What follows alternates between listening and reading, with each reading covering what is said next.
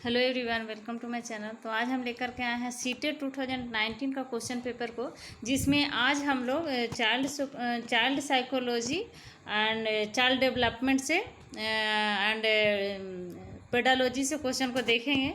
तो आइए देखते हैं चाइल्ड साइकोलॉजी एंड पेडालॉजी से जो क्वेश्चन है उसमें पहला क्वेश्चन है,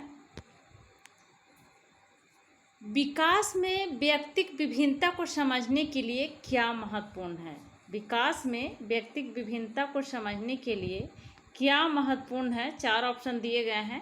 पहला ऑप्शन है पर्यावरणीय कारकों पर विचार करना जो लोगों को प्रभावित करते हैं। दूसरा ऑप्शन है शरीर एवं दिमाग के परिपक्व पर विचार करना। और तीसरा ऑप्शन है वंशागत विशेषताओं के साथ साथ पर्यावरणीय कारकों एवं उनकी पारस्परिक क्रिया पर विचार करना। और चौथा ऑप्शन दिया हुआ है वंशागत विशेषताओं पर विचार करना जो प्रत्येक व्यक्ति को जीवन में विशेष शुरुआत देती है। तो इसका क्वेश्चन फिर से एक बार देख लेते हैं। विकास में व्यक्तिक विभिन्नता को समझने के लिए क्या महत्वपूर्ण है। तो विकास में व्यक्तिक विभिन्नता को समझने के लिए महत्वपूर्ण है वंशागत विशेषताओं के साथ साथ पर्यावरणीय कारकों एवं उसकी पारस्परिक क्रिया पर विचार करना, क्योंकि वंशागत के साथ साथ पर्यावरण जो कारक होते हैं उस पर भी किसी भी व्यक्ति पर पर्यावरण का प्रभाव पड़ता है। तो इसलिए इसका राइट आंसर हो जाएगा ऑप्शन 3, वंशागत विशेषताओं के साथ साथ पर्यावरणीय कारकों एवं उसकी पारस्परिक क्रिया पर विचार करना सबसे उत्तम आंसर हो जाएगा, सबसे उत्तम ऑप्शन हो जाएगा। इसलिए इसका राइट आंसर हो जाएगा ऑप्शन 3। नेक्स्ट क्वेश्चन देखते हैं, निम्नलिखित में कौन सा विकास का सिद्धांत नहीं है। निम्नलिखित में कौन सा विकास का सिद्धांत नहीं है। इसका ऑप्शन दिया हुआ है। पहला है विकास तुलनात्मक रूप से क्रमिक होता है। दूसरा ऑप्शन है विकास समय के साथ साथ धीरे धीरे घटित होता है। और तीसरा है विकास की सटीक गति एवं प्रकृति जन्म के समय ही निर्धारित होती है। तो जन्म के समय तो निर्धारित नहीं होती है, क्योंकि विकास जो है तुलनात्मक रूप से भी क्रमिक होता है, विकास समय के साथ साथ धीरे धीरे घटता है और व्यक्ति अलग अलग गति से विकास करते हैं। तो इसका क्वेश्चन पूछ रहा है इसमें कि निम्नलिखित में से कौन सा विकास का सिद्धांत नहीं है। तो इसका राइट आंसर हो जाएगा ऑप्शन 3, क्योंकि ऑप्शन 3 जो है विकास की सटीक गति एवं प्राकृतिक जन्म के समय से ही निर्धारित हो जाती है, ऐसा नहीं होता है। तो ये नहीं होगा विकास का सिद्धांत में। और नेक्स्ट क्वेश्चन है, अनेक शोध अध्ययनों से पता चलता है कि शिक्षण लड़कियों की अपेक्षा लड़कों से अधिक पारस्परिक क्रिया करते हैं। अनेक शोध अध्ययनों से पता चलता है कि शिक्षक लड़कियों की अपेक्षा लड़कों से अधिक पारस्परिक क्रिया करते हैं। इसका सही विवेचन क्या है। तो ऑप्शन देखते हैं, लड़कियों की तुलना में लड़कों की अधिक अवधान की आवश्यकता होती है। दूसरा ऑप्शन दिया हुआ है यह शिक्षण में लिंग पक्षपात का एक उदाहरण है। तो इसका राइट आंसर हो जाएगा ऑप्शन 2, क्योंकि इसमें लिंग पक्षपात की बात हो रही है। तो इसका राइट आंसर हो जाएगा ऑप्शन 2, यह शिक्षण में लिंग पक्षपात का एक उदाहरण है। नेक्स्ट क्वेश्चन है, निम्नलिखित में से कौन सा प्रगतिशील शिक्षा की अवधारणा के बारे में प्रमुख है। ऑप्शन दिया हुआ है प्रत्येक बच्चे की क्षमता एवं संभावना में विश्वास करना, मानक निर्देश एवं मूल्यांकन, बाह्य प्रेरणा तथा एक रूप मूल्यांकन मानदंड, पाठ्य पुस्तक केंद्रीय अधिगम। क्वेश्चन है निम्नलिखित में कौन सा प्रगतिशील शिक्षा की अवधारणा के बारे में प्रमुख है। तो प्रगतिशील शिक्षा की बात करिए तो प्रगतिशील शिक्षा में प्रत्येक बच्चे की क्षमता एवं संभावना में विश्वास करना होता है। तो ये राइट आंसर हो जाएगा ऑप्शन 1। नेक्स्ट क्वेश्चन है, दृश्य रूप में बाधित विद्यार्थी के साथ कार्य करते समय एक शिक्षक को किस प्रकार अनुकूलन करने चाहिए। ऑप्शन दिए हुआ कई प्रकार की दृश्य प्रवृत्तियों का प्रयोग समवाय अभिविन्यास करना ताकि विद्यार्थी उसे ध्यान से देख सके। ऑप्शन 3 दिया हुआ है अनेक प्रकार के लिखित कार्यों विशेष रूप से वर्कशीटों पर ध्यान केंद्रित करना। ऑप्शन 4 में दिया हुआ है स्पष्ट रूप से बोलना तथा छूकर महसूस करने वाली सामग्रियों का अधिक मात्रा में प्रयोग करना। तो इसका राइट आंसर हो जाएगा, क्वेश्चन पूछ रहा है कि दृश्य रूप से बाधित विद्यार्थी के साथ कार्य करते समय एक शिक्षक को किस प्रकार अनुदेशन अनुकूलन करने चाहिए। तो इसका राइट आंसर हो जाएगा ऑप्शन 4 स्पष्ट रूप से बोलना तथा छूकर महसूस करना, क्योंकि दृष्टि बाधित है तो स्पष्ट रूप से बोलना, छूकर महसूस करने वाली सामग्रियों का अधिक मात्रा में प्रयोग करना चाहिए शिक्षक को। नेक्स्ट क्वेश्चन है सहयोगात्मक अधिगम एवं हम उम्र साथियों के द्वारा शिक्षण का एक समावेशी कक्षा में किस प्रकार से उपयोग करना चाहिए। ऑप्शन दिया हुआ है, ऑप्शन 1 में दिया है सक्रिय रूप से हतोत्साहित करना चाहिए, कभी कभी प्रयोग करना चाहिए, प्रयोग नहीं करना चाहिए, और चौथा ऑप्शन दिया हुआ है सक्रिय रूप से आगे बढ़ाना चाहिए। क्वेश्चन फिर एक बार देख लेते हैं, सहयोगात्मक अधिगम एवं हम उम्र साथियों के द्वारा शिक्षण का एक समावेशी कक्षा में किस प्रकार से उपयोग करना चाहिए। तो इसका राइट आंसर हो जाएगा ऑप्शन 4 सक्रिय रूप से आगे बढ़ाना चाहिए। Right answer option 4। Next question, निम्नलिखित में से कौन सा समावेशी कक्षा में सबसे अधिक महत्वपूर्ण है। ऑप्शन दिया हुआ है मानवकृत परीक्षण, प्रतियोगी अधिगम को बढ़ावा देना, विशिष्ट शिक्षा योजना, एक रूप निर्देश। निम्नलिखित में से कौन सा समावेशी कक्षा में सबसे अधिक महत्वपूर्ण है। तो समावेशी कक्षा में सबसे महत्वपूर्ण ऑप्शन है विशिष्ट शिक्षा योजना। विशिष्ट शिक्षा योजना इसका राइट आंसर हो जाएगा। नेक्स्ट क्वेश्चन है अधिगमकर्ता एवं उसकी प्राथमिक विशेषताओं के मिलान युग्मों से निम्नलिखित में से कौन सा सही है। तो ऑप्शन दिया हुआ पठन अक्षमता, अधिगमकर्ता, धारा प्रवाह, पढ़ने एवं लिखने की कमी। ऑप्शन 2 में दिया हुआ सृजनात्मक अधिगमकर्ता, अति सक्रिय कार्य को पूरा करने में धीमे हैं। ऑप्शन 3 में दिया हुआ है अवधारणात्मक कमी, अधिगमकर्ता उच्च अभिप्रेरणा, लंबे समय तक अवधान बनाए रख सकते हैं। ऑप्शन 4 में दिया हुआ है श्रव क्षतिग्रस्त, अधिगमकर्ता दृश्य सूचनाओं को समझ नहीं सकते हैं। तो इसका राइट आंसर हो जाएगा, इसका राइट आंसर होगा ऑप्शन 1 पठन अक्षमता, अधिगमकर्ता, धारा प्रवाह, पढ़ने एवं लिखने में कमी। क्वेश्चन दिया हुआ है कि अधिगमकर्ताओं एवं उनकी प्राथमिक विशेषताओं के मिलान युग्मों में से निम्नलिखित में से कौन सा सही है। तो इसका राइट आंसर हो जाएगा ऑप्शन 1 पठन अक्षमता, अधिगमकर्ता, धारा प्रवाह, पढ़ने एवं लिखने में कमी। नेक्स्ट क्वेश्चन है एक समस्या को मूल एवं अपसारी समाधानों के साथ करने की योग्यता निम्नलिखित में से किसकी एक प्राथमिक विशेषता है। क्षतिग्रस्त बच्चों की, सृजनात्मक बच्चों की, अधिगम असक्ता वाले बच्चों की, कि आंख केंद्रित बच्चों की। तो इसका राइट आंसर हो जाएगा ऑप्शन 2 सृजनात्मक बच्चों की। एक समस्या को मूल एवं अपसारी समाधानों के साथ करने की योग्यता सृजनात्मक बच्चों में होती है, इसलिए इसका राइट आंसर हो जाएगा ऑप्शन 2। नेक्स्ट क्वेश्चन देखते हैं, निम्नलिखित में से कौन सा एक संरचनात्मक परिवेश के साथ अनुकूल नहीं हो सकता है। ऑप्शन देखते हैं, विद्यार्थी सहयोगात्मक तरीके से कार्य करते हैं तथा आपस में कार्य केंद्रित वार्ता में लगे रहने के लिए सहयोग दिया जाता है। शिक्षक प्रमुख प्रकरणों के संबंध में विद्यार्थी के विचारों एवं अनुभवों को प्राप्त करते हैं तथा उनके वर्तमान ज्ञान की पुनर्संरचना या विस्तृत करने के लिए शिक्षण अधिगम की योजना बनाते हैं। ऑप्शन 3 में दिया हुआ है अध्यापक विशिष्ट सत्रावसान मूल्यांकन रणनीतियों को लागू करते हैं तथा प्रक्रियाओं के बजाय प्रदर्शन पर फीडबैक देते हैं।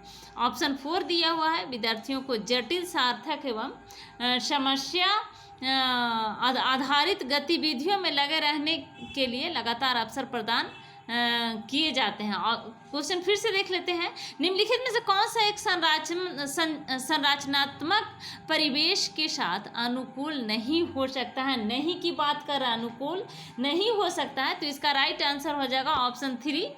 ऑप्शन 3 में है कि अध्यापक विशिष्ट सत्रावसान मूल्यांकन रणनीति को लागू करते हैं तथा प्रक्रियाओं के बजाय प्रदर्शन पर फीडबैक देते हैं। तो नहीं पूछ रहा है, तो इसलिए इसका राइट आंसर हो जाएगा ऑप्शन 3। नेक्स्ट क्वेश्चन है, एक शिक्षक को विद्यार्थियों को निर्धारित करने के लिए प्रोत्साहित करना चाहिए डैश। एक शिक्षक को विद्यार्थियों को डैश निर्धारित करने के लिए प्रोत्साहित करना चाहिए बजाय डैश के। किस चीज़ का? एक शिक्षक को विद्यार्थी को अधिगम लक्ष्य निर्धारित करने के लिए प्रोत्साहित करने चाहिए बजाय प्रदर्शन लक्ष्य के। तो इसका राइट आंसर हो जाएगा ऑप्शन 4। ऑप्शन 4 में दिया गया है अधिगम लक्ष्य और प्रदर्शन लक्ष्य, तो ये राइट आंसर हो जाएगा ऑप्शन 4। नेक्स्ट क्वेश्चन, निम्नलिखित में से कौन सा अधिगम के सार्थक सरलीकरण के रूप में परिणित नहीं होता है। परिणित होता है ये नहीं पूछ रहा है, परिणित नहीं होता है एक क्वेश्चन में पूछ रहा है। तो इसको देखते हैं ऑप्शन में। क्वेश्चन फिर एक बार रिपीट करते हैं, निम्नलिखित में से कौन सा अधिगम सार्थक सरलीकरण के रूप में परिणित नहीं होता है। ऑप्शन 1 में दिया हुआ है दोहराने एवं स्मरण करने को बढ़ावा देना, उदाहरणों एवं गैर उदाहरणों का प्रयोग करना, एक समस्या पर अनेक तरीकों का विचार करने के लिए प्रोत्साहित करना, पहले से विद्वान ज्ञान के नए ज्ञान को जोड़ना। परिणित नहीं होता है, पूछ रहा है कि अधिगम के सार्थक सरलीकरण के रूप में परिणित नहीं होता है, तो इसका राइट आंसर हो जाएगा ऑप्शन 1 दोहराने व स्मरण करने को बढ़ावा देना। इसका राइट आंसर हो जाएगा, नहीं पूछ रहा है इसलिए। नेक्स्ट क्वेश्चन है, इनमें से कौन सा बाह्य अभिप्रेरणा का एक उदाहरण है। बाह्य अभिप्रेरणा जो बाहर से अभिप्रेरणा मिलता है, कौन सा उदाहरण होगा। ऑप्शन देख लेते हैं, मैं बहुत अधिक सीखती हूँ जब मैं अपना गृह कार्य करती हूँ। ऑप्शन 2 में है गृह कार्य करने से मैं अपनी अवधारणाओं को अच्छी तरह से समझ पाती हूँ। ऑप्शन 3 में दिया हुआ है मैं अपना गृह कार्य पूरा करती हूँ क्योंकि शिक्षक प्रत्येक नियत कार्य के लिए हमें अंक देते हैं। चौथा में दिया हुआ है कि मैं अपना गृह कार्य पसंद करती हूँ क्योंकि वह बहुत आनंददायक है। तो बाह्य अभिप्रेरणा का एक उदाहरण है, बाह्य अभिप्रेरणा बोल रहा, आंतरिक अभिप्रेरणा नहीं बोल रहा है। तो बाह्य अभिप्रेरणा का उदाहरण है, इसका राइट आंसर हो जाएगा ऑप्शन 3 मैं अपना गृह कार्य पूरा करती हूँ क्योंकि शिक्षक प्रत्येक नियत कार्य के लिए हमें अंक देते हैं। तो बाह्य अभिप्रेरणा से प्रेरित है, अंक के लिए अंक पाने के लिए वो गृह कार्य करती है। नेक्स्ट क्वेश्चन है, एक प्राथमिक कक्षा कक्ष में एक शिक्षक को क्या करना चाहिए। प्राथमिक कक्षा कक्ष में एक शिक्षक को क्या करना चाहिए। ऑप्शन देखते हैं, इसमें केवल गैर उदाहरण देने चाहिए तो बिल्कुल नहीं होगा। उदाहरण एवं गैर उदाहरण दोनों देने चाहिए। उदाहरण या गैर उदाहरण दोनों नहीं देने चाहिए, केवल उदाहरण देने चाहिए। एक प्राथमिक कक्षा में एक शिक्षक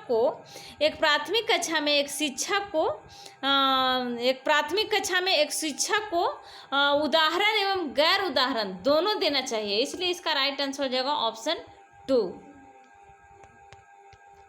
नेक्स्ट क्वेश्चन, निम्नलिखित रणनीतियों में से कौन सी बच्चों में अर्थ निर्माण को बढ़ावा देगी। निम्नलिखित रणनीतियों में से कौन सी बच्चों में अर्थ निर्माण को बढ़ावा देगी। अर्थ निर्माण ऑप्शन देख लेते हैं, सूचनाओं का संचरण, दंडात्मक साधनों का प्रयोग करना, एकरूप एवं मानवीकृत परीक्षण, अन्वेषण एवं परिचर्या।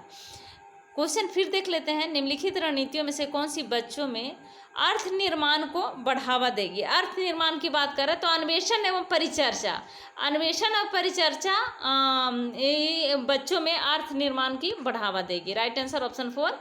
निम्नलिखित में से कौन प्रभावी अधिगम रणनीतियों के उदाहरण है। प्रभावी अधिगम रणनीतियों के उदाहरण पूछ रहा है, तो ऑप्शन 1 में दिया हुआ है लक्ष्य एवं समय सारणी निर्धारित करना, प्रभावी अधिगम रणनीति, तो ये तो नहीं होगा। और दूसरा दिया हुआ है संगठनात्मक चार्टों एवं अवधारणात्मक नक्शे बनाना, ये भी नहीं होगा। तीसरा दिया हुआ उदाहरण एवं गैर उदाहरण के बारे में सोचना, राइट आंसर होगा। थर्ड प्रभावी अधिगम रणनीतियों के उदाहरण होगा, उदाहरणों एवं गैर उदाहरण के बारे में सोचना सॉरी, तो राइट आंसर हो जाएगा ऑप्शन 3। नहीं, कूट दिया हुआ है तो ऑप्शन इसमें 1 2 3 4 सारे ऑप्शन हम देख लेते हैं, सारे ऑप्शन नहीं देखे हैं। लक्ष्य क्या बोल रहा है, प्रभावी अधिगम रणनीतियों के उदाहरण कौन हो गए, तो देख लेते हैं, सारे ऑप्शन को पहले देख लेते हैं। फर्स्ट में दिया हुआ है लक्ष्य एवं समय सारणी निर्धारित करना, ये भी होगा। संगठनात्मक चार्टों एवं अवधारणात्मक नक्शे बनाना, उदाहरण एवं गैर उदाहरण के बारे में सोचना, और हम उम्र साथी को समझना, समवाय से प्रश्न करना।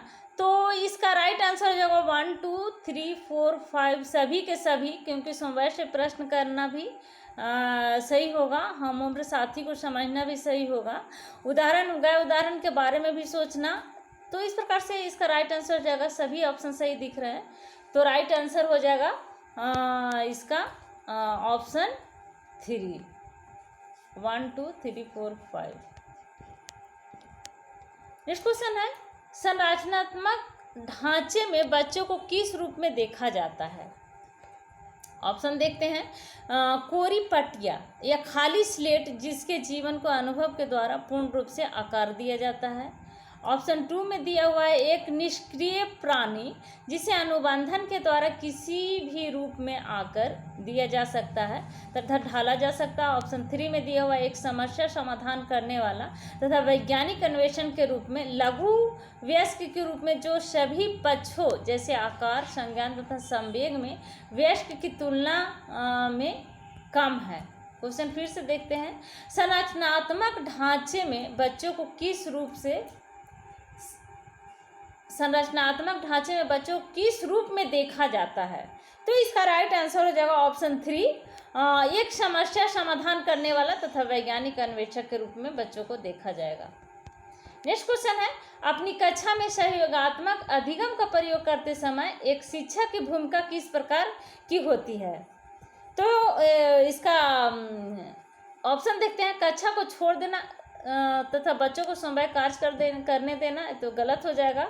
ऑप्शन 2 देखते हैं, सहयोगात्मक होना तथा प्रत्येक समूह की निगरानी करना, बिल्कुल सही होगा। अपनी कक्षा में सहयोगात्मक अधिगम का प्रयोग करते समय एक शिक्षक को भूमिका होगी सहयोग करना, सहयोगात्मक होना तथा प्रत्येक समूह की निगरानी करना, इसलिए इसका राइट आंसर हो जाएगा ऑप्शन 2। नेक्स्ट क्वेश्चन है, बच्चे की गलतियों एवं भ्रांत धारणाएं डैश, बच्चों की गलतियों एवं भ्रांत धारणाएं डैश दिया हुआ है। तो ऑप्शन देखते हैं इसका, शिक्षण अधिगम प्रक्रिया के लिए एक रुकावट एवं विघ्न है बच्चों की गलतियां एवं भ्रांत धारणाएं। और ऑप्शन 2 देखते हैं, शिक्षण अधिगम प्रक्रिया में अनदेखी करनी चाहिए। ऑप्शन 3 में दिया हुआ है, सूचित करती है कि बच्चों की क्षमताएं वयस्कों की तुलना में बहुत निम्न स्तर की है।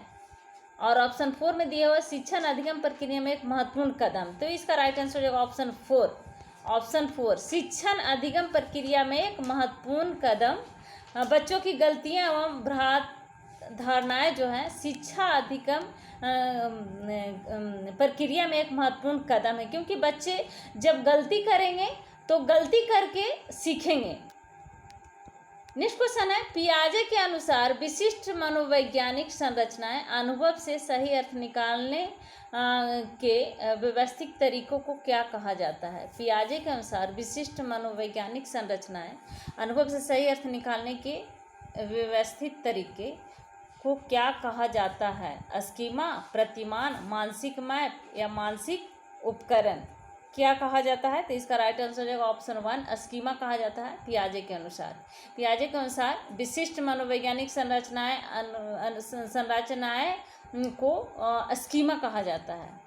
नेक्स्ट क्वेश्चन है, एक उचित प्रश्न सुझाव के द्वारा बच्ची की समझ को उस बिंदु से बहुत आगे ले जाया जा सकता है जिस पर वह अकेले पहुंच सकती है। निम्नलिखित में से कौन सी संरचना उपरोक्त कथन को प्रकाशित करती है? तो इसका ऑप्शन देख लेते हैं। ऑप्शन दिया हुआ 1 में साम्य धारण, दूसरा दिया हुआ है संरक्षण, तीसरा दिया हुआ है बुद्धि, चौथा दिया हुआ समीपस्थ निकटस्थ विकास का क्षेत्र। तो राइट आंसर हो जाएगा ऑप्शन 4 समीपस्थ निकटस्थ विकास का क्षेत्र। एक उचित प्रश्न सुझाव के द्वारा बच्ची की समझ को उस बिंदु से बहुत आगे ले जाया जा सकता है। इस ऑप्शन से समीपस्थ, समीप आकर के निकट आकर और विकास का उसका क्षेत्र जो है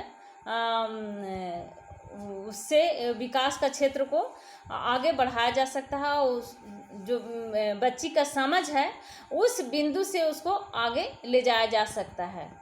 नेक्स्ट क्वेश्चन है, लेव वाइगोत्स्की के अनुसार आधारभूत मानसिक क्षमताओं को मुख्य रूप से किसके द्वारा उच्चतर संज्ञानात्मक प्रक्रियाओं में बदला जाता है?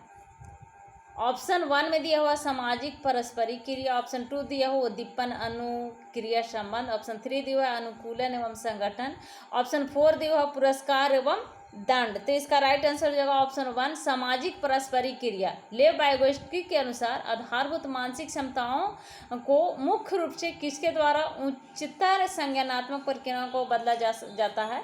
तो सामाजिक पारस्परिक क्रिया के द्वारा। राइट आंसर हो जाएगा ऑप्शन 1।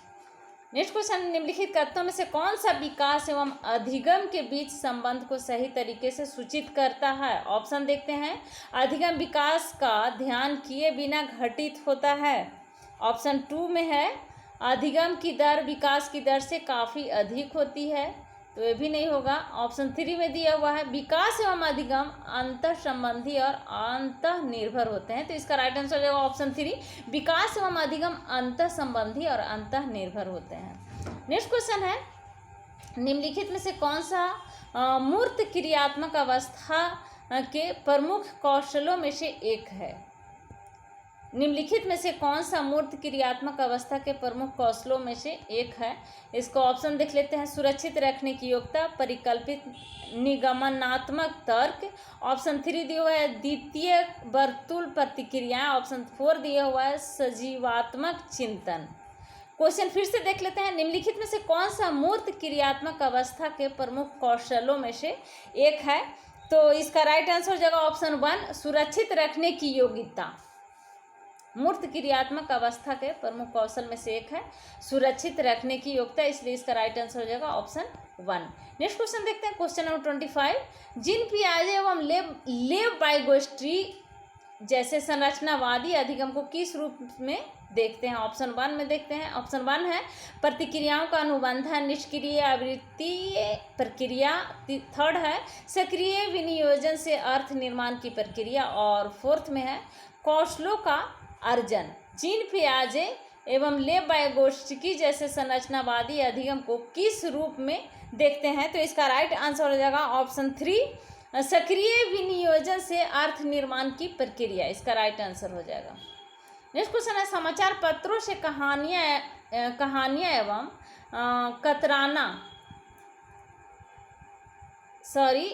समाचार पत्रों से कहानियों एवं कतरनों का चयन करना एवं प्रस्तुत करना जो पुरुष एवं महिलाओं दोनों को गैर परंपरागत भूमिकाओं में चित्रित करते हैं, निम्नलिखित में से किसके लिए एक प्रभावी रणनीति है? देख लेते हैं ऑप्शन को। लैंगिक जेंडर स्थिरता को बढ़ाने के लिए, दूसरा ऑप्शन दिया है रूढ़िवादी लैंगिक जेंडर भूमिकाओं को प्रोत्साहन देने के लिए, तीसरा दिया हुआ है लैंगिक जेंडर रूढ़ियों को समान करने के लिए, चौथा दिया हुआ है लैंगिक जेंडर पक्षपात को बढ़ाने के लिए। तो इसका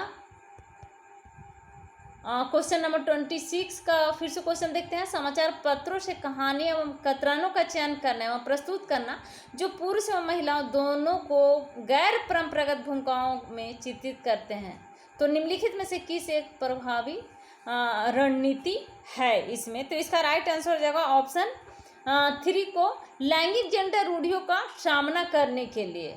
राइट आंसर होगा इसका ऑप्शन 3। नेक्स्ट क्वेश्चन, निम्नलिखित वर्णन को पढ़िए। तथा कोहलबर्ग के नैतिक तर्कीय अवस्था को पहचानिए। वर्णन में दिया गया अंतःकरण के स्वचयनित नैतिक सिद्धांतों के द्वारा सही कार्य परिभाषित किया जाता है, जो कानून और सामाजिक समझौते पर ध्यान दिए बिना संपूर्ण मानवता के लिए वैध होता है। ऑप्शन दिया हुआ है सामाजिक अनुबंधन अभिविन्यास, सामाजिक क्रम व्यवस्था अभिविन्यास, सार्वभौमिक नैतिक सिद्धांत अभिविन्यास, यंत्रीय उद्देश्य अभिविन्यास। तो इसका राइट आंसर हो जाएगा ऑप्शन 3 सार्वभौमिक नैतिक सिद्धांत अभिविन्यास। सार्वभौमिक नैतिक सिद्धांत अभिविन्यास इसका राइट आंसर हो जाएगा। क्वेश्चन नंबर 28, हार्वर्ड गार्डनर के बहुबुद्धि सिद्धांत के अनुसार निम्नलिखित विशेषताओं से युक्त एक व्यक्ति की बुद्धि को किस प्रकार से वर्गीकृत किया जा सकता है। विशेषता में है दूसरों की मनोदशा, स्वभाव, प्रेरणा तथा अभिप्राय को उचित तरीके से पता लगाने एवं प्रतिक्रिया करने की योग्यता। तो इसका ऑप्शन दिया हुआ है अंतरा व्यक्तिक, ऑप्शन 2 दिया हुआ है अंत व्यक्तिक, और ऑप्शन 3 दिया है नैदानिक, ऑप्शन 4 दिया हुआ प्राकृतिकवादी। तो इसका राइट आंसर हो जाएगा ऑप्शन 2 अंत व्यक्तिक। दूसरों की मनोदशा, स्वभाव, प्रेरणा तथा अभिप्राय को उचित तरीके से पता लगाने एवं प्रक्रिया करने की योग्यता को अंत व्यक्तिक कहा जाता है, इसलिए इसका राइट आंसर हो जाएगा ऑप्शन 2। नेक्स्ट क्वेश्चन है बच्चों के मूल्यांकन के लिए निम्नलिखित में से कौन से कारण होने चाहिए। 1 में दिया हुआ बच्चों को गैर उपलब्धि वाले, निम्न उपलब्धि वाले, औसत एवं उच्च उपलब्धि वाले के रूप में अलग करना एवं नाम देना। ऑप्शन 2 में दिया हुआ है कक्षा में शिक्षण अधिगम प्रक्रियाओं में सुधारना। ऑप्शन 3 दिया हुआ है समय के साथ बच्चों में होने वाले अधिगम परिवर्तनों एवं प्रगति के बारे में पता लगाना। ऑप्शन 4 में दिया हुआ है बच्चों की क्षमताओं, संभावनाओं, सशक्त पक्षों एवं चुनौतीपूर्ण पक्षों के बारे में माता पिता के साथ चर्चा करना। तो इसका राइट आंसर हो जाएगा ऑप्शन 2 कक्षा में शिक्षण अधिगम प्रक्रिया में सुधार करना। कक्षा में शिक्षण अधिगम प्रक्रिया है, जो प्रक्रिया होती है उसमें सुधार करना होगा बच्चों के मूल्यांकन के लिए। तो इसलिए इसका राइट आंसर हो जाएगा कक्षा में शिक्षण अधिगम प्रक्रियाओं में सुधार करना, ऑप्शन 2। नेक्स्ट क्वेश्चन है कूट में दिया हुआ है, तो और सारे ऑप्शन देखते हैं। बच्चों को गैर उपलब्धि वाले, निम्न उपलब्धि वाले, औसत एवं उच्च उपलब्धि वाले के रूप में अलग करना एवं नाम देना। कक्षा में शिक्षण अधिगम प्रक्रियाओं को सुधार करना, और तो ये होगा कक्षा में शिक्षण अधिगम प्रक्रियाओं में सुधार करना, एक ये होगा। और इसका देख लेते हैं 28 में समय के साथ बच्चों में होने वाले अधिगम परिवर्तन और प्रगति के बारे में पता लगाना, तो ये भी होगा। और ऑप्शन 4 में दिया हुआ बच्चे की क्षमताओं, संभावनाओं, सशक्त पक्षों एवं चुनौतीपूर्ण पक्षों के बारे में माता पिता के साथ चर्चा करना, तो ये भी होगा। तो इसलिए इसका राइट आंसर है ऑप्शन 3 और ऑप्शन 4 और ऑप्शन 2 भी इसका राइट आंसर होगा। सिर्फ ऑप्शन 1 में जो दिया हुआ है वो राइट आंसर नहीं होगा। तो इस प्रकार से इसमें कूट में दिया हुआ है 2, 3, 4, तो ऑप्शन 2 हो जाएगा इसका right answer 2, 3, 4। Next and last question है पेडालॉजी एंड चाइल्ड साइकोलॉजी से क्वेश्चन। सभी के लिए महत्वपूर्ण होता है, साइंस चाहे जिनका साइंस हो, SST हो, सभी के लिए पढ़ना होता है। Child development and child psychology से क्वेश्चन को तो 30 क्वेश्चन पूछा जाता है इसमें से, तो कुल 30 क्वेश्चन। तो इसमें लास्ट क्वेश्चन है निम्नलिखित में से कौन बच्चे के सामाजिकरण में एक महत्वपूर्ण भूमिका अदा करते हैं। मीडिया, विद्यालय, परिवार या पास पड़ोस। तो इसका राइट आंसर हो जाएगा बच्चों के सामाजिकरण में। तो बच्चों के सामाजिकरण में मीडिया भी करेंगे, हेल्प, मदद मिलती है, भूमिका निभाते हैं, और विद्यालय से भी, परिवार से भी, और पास पड़ोस से भी। तो इसलिए इसका राइट आंसर होगा, इसका राइट आंसर ऑप्शन ऑप्शन 3 में दिया हुआ है 1 3 4 5। हाँ, तो ऑप्शन 3 में सभी दिया हुआ है, चारों दिया हुआ ऑप्शन। तो राइट आंसर हो जाएगा ऑप्शन 3, क्योंकि मीडिया से भी मीडिया भी भूमिका अदा करता है बच्चों में सामाजिकरण में, विद्यालय भी, परिवार भी, पास पड़ोस भी। तो इसलिए इसका राइट आंसर हो जाएगा ऑप्शन 3, 1 2 3 4। तो ये थे आज के 2019 का क्वेश्चन पेपर हम लेकर के आए थे child psychology and child development से। जो महत्वपूर्ण क्वेश्चन है उसको हम लेकर के आए हैं। तो अगर अभी तक आपने सब्सक्राइब नहीं किया है तो प्लीज़ सब्सक्राइब करें, लाइक करें एंड शेयर करें। Thank you.